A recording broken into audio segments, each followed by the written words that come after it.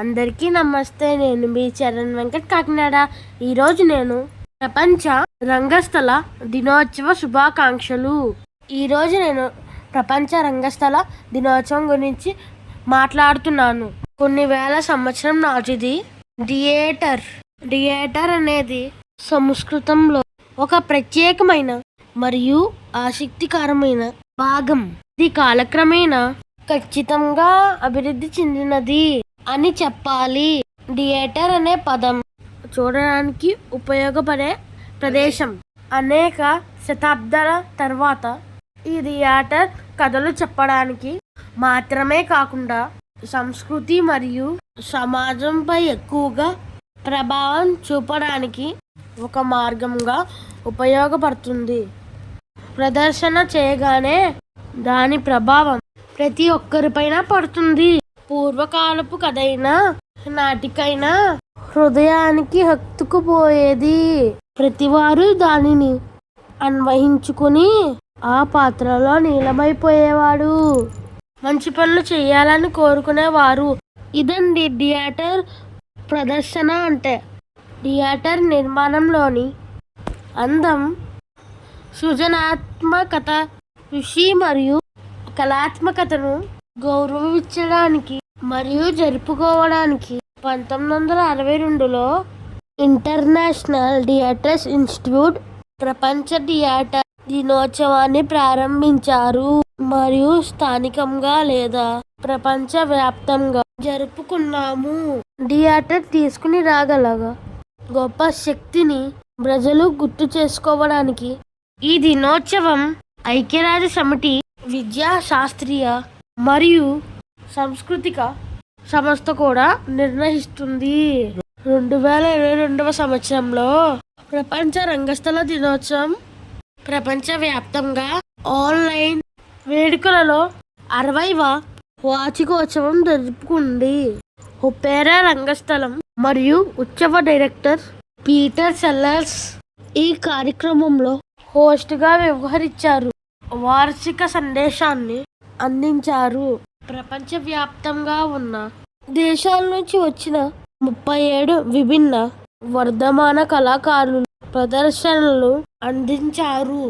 నాటక వ్యక్తీకరణ కోసం ఒక వేదికగా కూడా ఉంది. ఈ ప్రదర్శనను ప్రపంచంలో ఎక్కడి నుండి అన్నా చూడడానికి ITI వెబ్సైట్ రికార్డ్ చేసి ప్రసారం చేసింది. స్థానిక థియేటర్ పోషకులు, కాస్ట్యూమ్స్ డిజైనర్, సంగీత కళాకారులు, స్క్రిప్ట్ రైటర్స్, సెట్ డిజైనర్స్, నటులు మరియు అనేక ఇతర కళలకు చాలా ముఖ్యమైన ఈ దినోత్సవానికి వచ్చారు.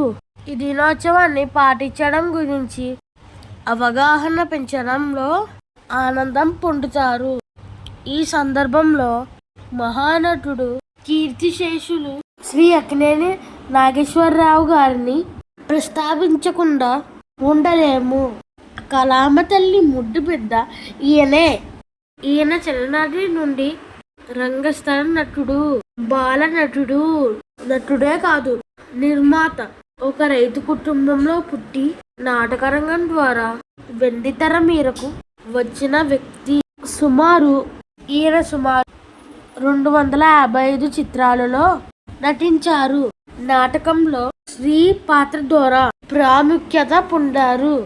ఈయన 1923 సంవత్సరంలో సెప్టెంబర్ 20వ తేదీన జన్మించారు.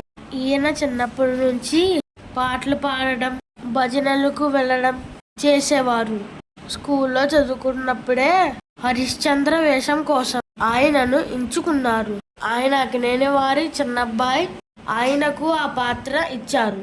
ఆయన కూడా ఆ పద్యాలను శ్రద్ధతో నేర్చుకుని బాగా రిహార్సల్స్ చేసుకుని నాటకంలో ఆ పాత్రను రక్తి కట్టించారు.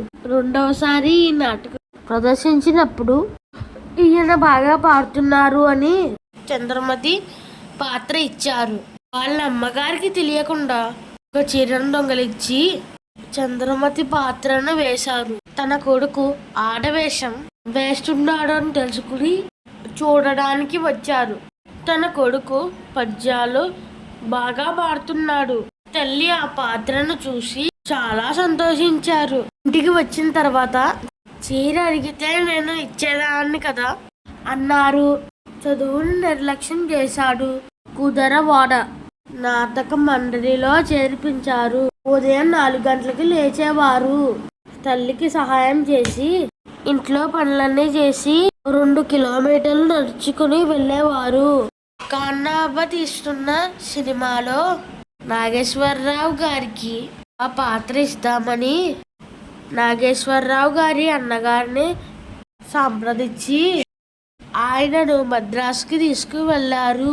కానీ 4 నెలల నుంచి అవసరం లేదు అని చెప్పి నెలకు 25 రూపాయల చొప్పున లెక్క కట్టి 100 రూపాయలు ఇచ్చి ఇంటికి పంపించేశారు. ధర్మపత్ని సినిమా కోసం కొల్హాపూర్ పంపించారు. ఇది మొదటి సినిమా. 1941 జనవరి 10వ తేదీన రిలీజ్ అయింది. ఊరు వచ్చిన తర్వాత సారంగధరి అనే నాటకంలో చిన్న పాత్రలో నటించారు. అప్పుడే అంజలీదేవి గారు కూడా ఏఎన్ఆర్ గారితో నాటకాలు వేశారు. సావిత్రి గారు కూడా నాటకాల్లోకి వచ్చారు.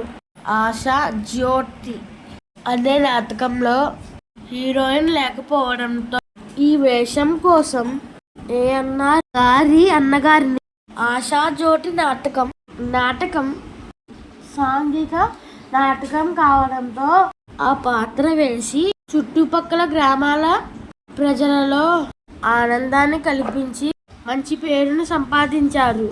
ఒక గవర్నమెంట్ ఆఫీసర్ నాటకాన్ని చూసి స్వీట్ నైటింగేల్ అని ఒక బిరుదుని కూడా ఇచ్చారు.